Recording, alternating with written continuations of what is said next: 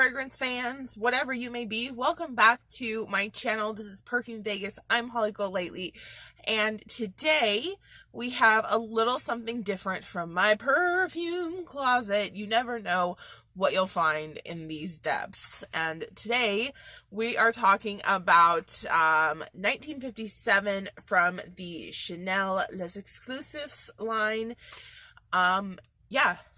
Specifically this fragrance. I know that's weird because I don't usually do like single fragrance reviews, but it was a request, and also I love this fragrance, so I wanted to take the opportunity to talk about it with you for a little while. So 1957 is a part of the Chanel Les Exclusifs line. I already said that.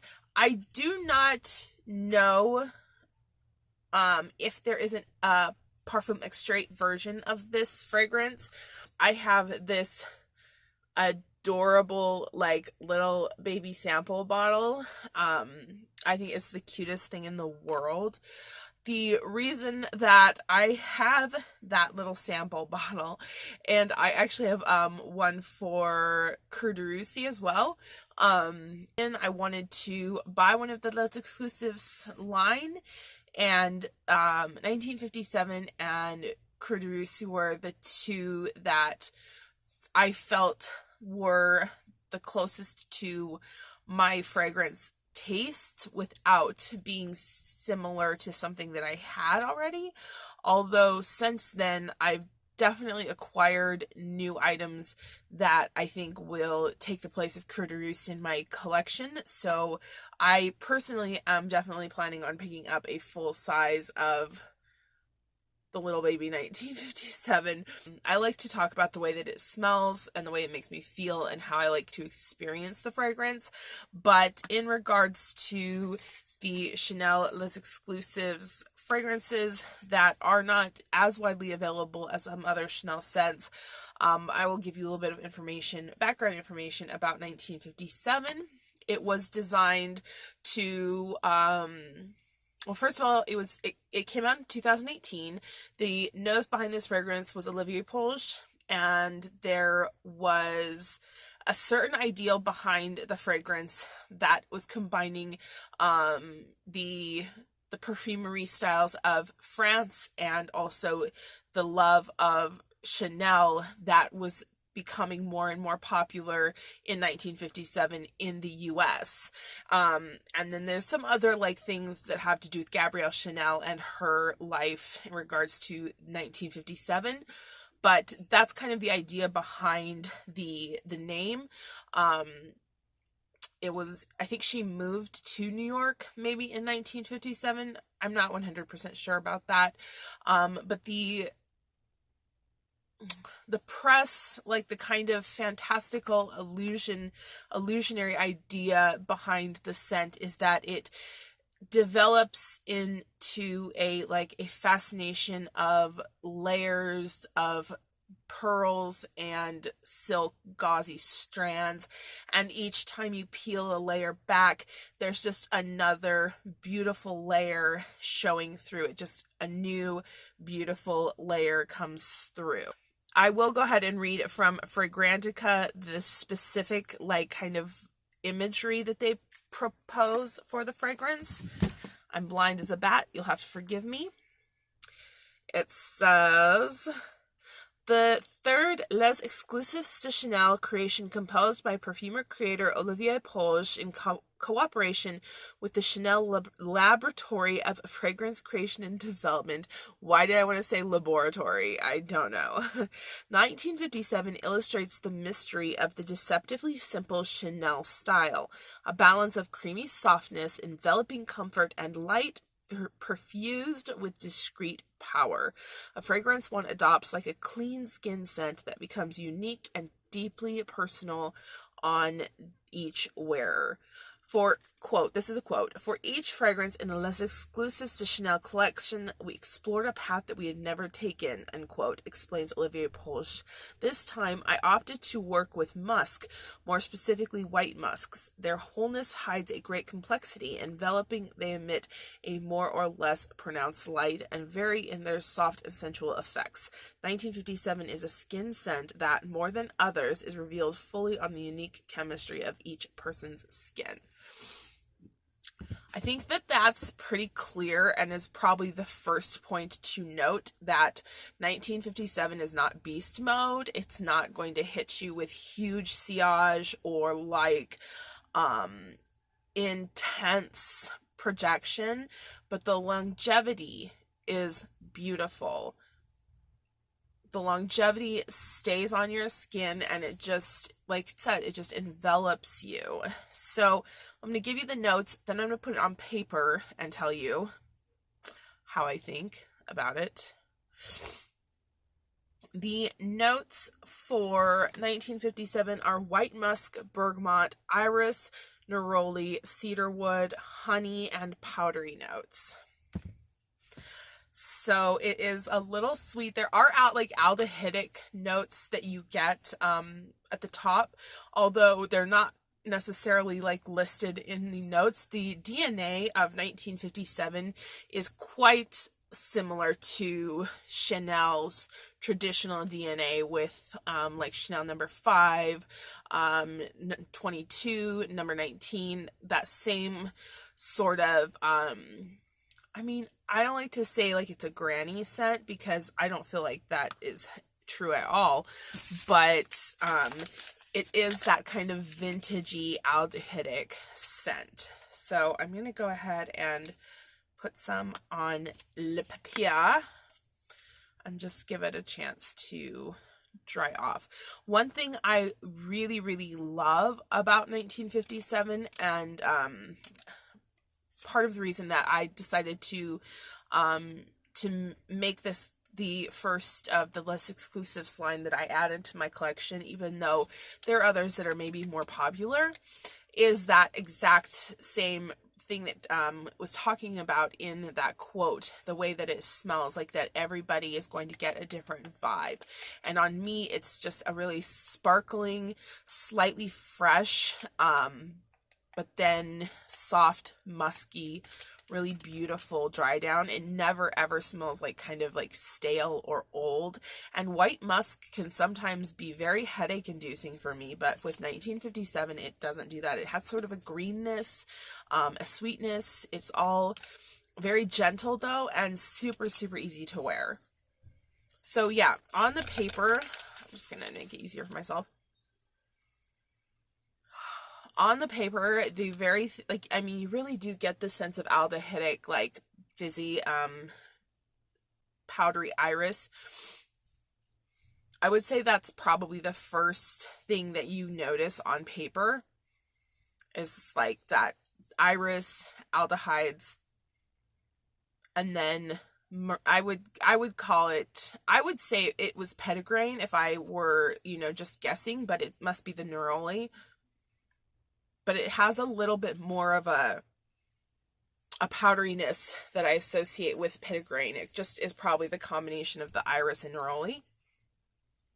It's just really nice. It's a really nice fragrance. I'm going to go ahead and put a little bit on to Muskine. Just let that dry there. Honestly, I don't even need a full bottle. Like, how freaking cute are these little babies? I see them for sale all the time on Mercari, so if you ever want to pick up a Les Exclusifs fragrance, check them out because they're always got those little tiny bottles and they're so cute. On my skin, contrary to what I smelled on paper, now is becoming more of a honey, powdery, woody scent. On my skin, the honey and the neroli come up quite a bit more prominently. It's a little bit less like of an aldehydic sort of fragrance on my skin. And then, yeah, honey, the woodiness, and the neroli are very prominent. Now, again, one thing I always have to make clear when I do fragrance reviews is that I have a very difficult skin pH. I have a condition that is called hyperhidrosis, which means that my body overproduces, the sweat glands overproduce, and that happens most commonly on the palms of my hands, on my face, and on the soles of my feet, but I also have it in the crook of my elbow, I have it at the back of my knees, and I can even experience it like neck, back, and oddly enough, the only place I don't have that is my underarms. So, because of that, the acidity level, I believe, I'm always a little bit confused about pH and what's alkaline and what's acidic, but I believe the acidity of my skin is leaning towards more alkaline than it is neutral. So it is different. My skin composition changes fragrances quite a bit differently than other people's. But this fragrance, 1957 from Chanel, I find this extremely easy to wear, and it's not like anything else. 1957 does not smell citrus on my skin. It smells like a soft, white, woody musk with a bit of neroli and honey. It smells like a really nice cocktail, almost like as if I spilt like a gin fizz or something on my skin, and I have kind of like that really nice scent of a high quality gin or other liqueur mixed in with my own skin scent. It's really beautiful. If anyone who is asking, if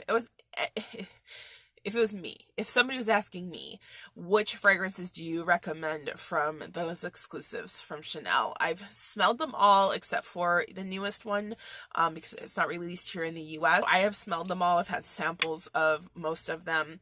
And if you're looking to have a scent that has that kind of Chanel DNA, very, very close to the more well-known Chanel fragrances, but that at the same time is very unique and very special in its own way, absolutely, I would recommend 1957.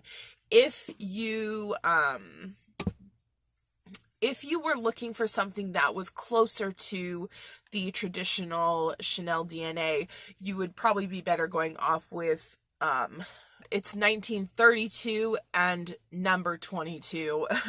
So, from the Les Exclusifs line, those two I think probably are closer in the traditional type of DNA from Chanel.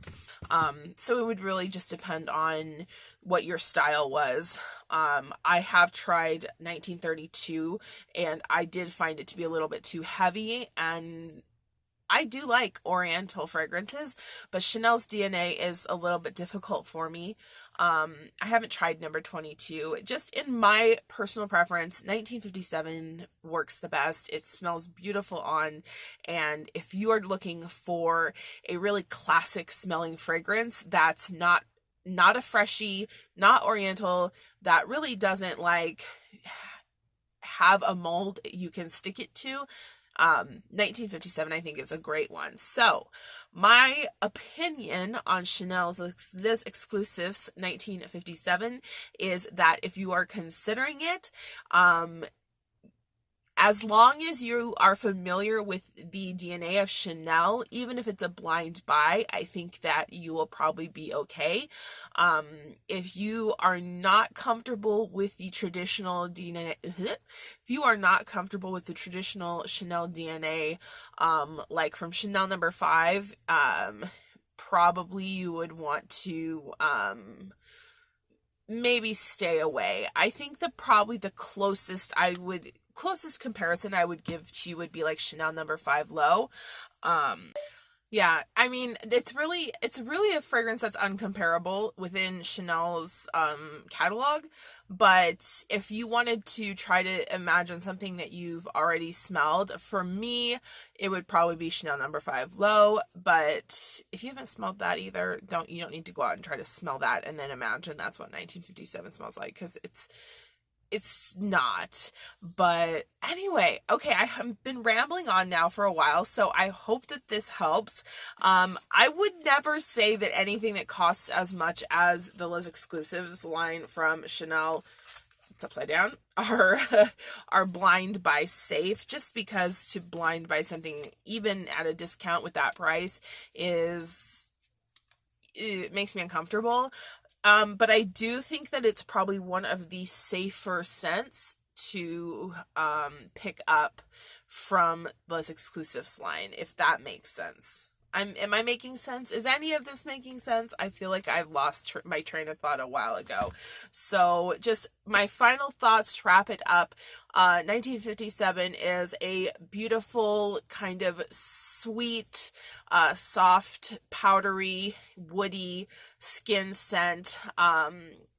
On me, I don't get heavy sillage or projection, but I have read on some of these reviews that other people have told people they smell them even when they don't. The longevity of this fragrance is excellent, though. It's about a 6 to 8 hour mark, so it's not beast mode, but it's definitely good. It's there, and the quality is fantastic. It's very well developed. It's very well blended.